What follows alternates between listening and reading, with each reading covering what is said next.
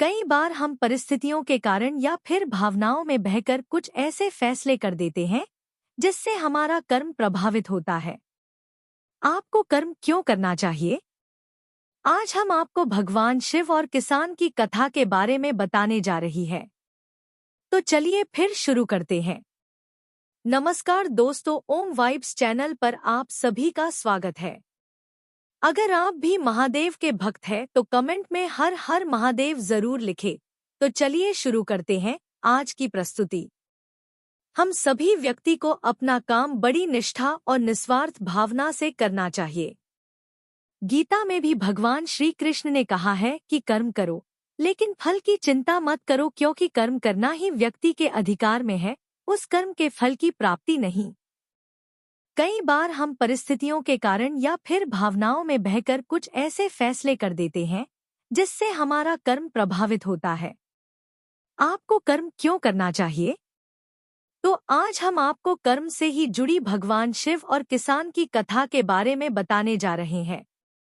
एक बार भगवान शंकर पृथ्वीवासियों पर किसी कारण से कुपित हो गए और माता पार्वती को साक्षी मानकर संकल्प किया कि जब तक पृथ्वीवासी नहीं सुधरेंगे तब तक वे शंख नहीं बजाएंगे।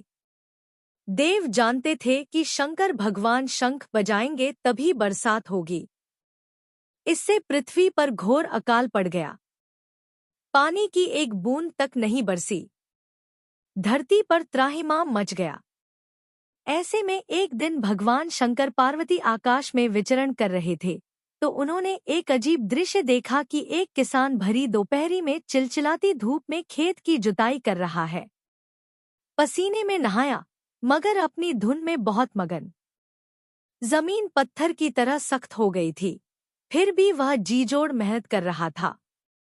उसकी आंखों में आत्मविश्वास था और उसके पसीने की बूंदों से उम्मीद टपक रही थी। भोलेनाथ व पार्वती बदले हुए वेश में आकाश से नीचे उतरे और उससे कहा, अरे भाई, तू क्यों बेकार कष्ट उठा रहा है? सूखी बंजर धरती में केवल पसीने बहाने से ही खेती नहीं होती। किसान ने हल चलाते चलाते ही जवाब दिया, हाँ आप बिल्कुल ठीक कह रहे हैं श्रीमान, मगर हल चलाने का गुण भूल न जाऊं, इसलिए मैं हर साल पूरी लगन के साथ जुताई करता हूँ। जुताई करना भूल गया तो केवल वर्षा से खेती हो सकती है क्या? मेहनत का अपना ही परम आनंद है, मैं लोभ के लिए खेती नहीं करता।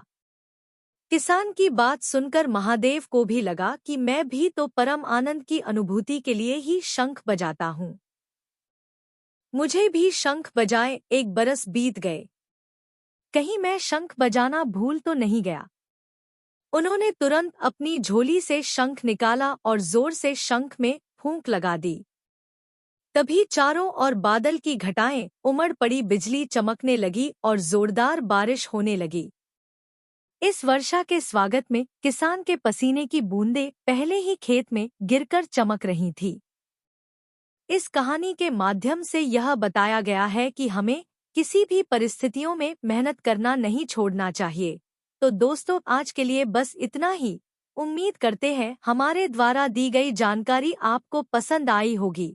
तो मित्रों, अगर यह वीडियो आपको पसंद आई हो तो लाइक और शेयर जरूर कीजिएगा।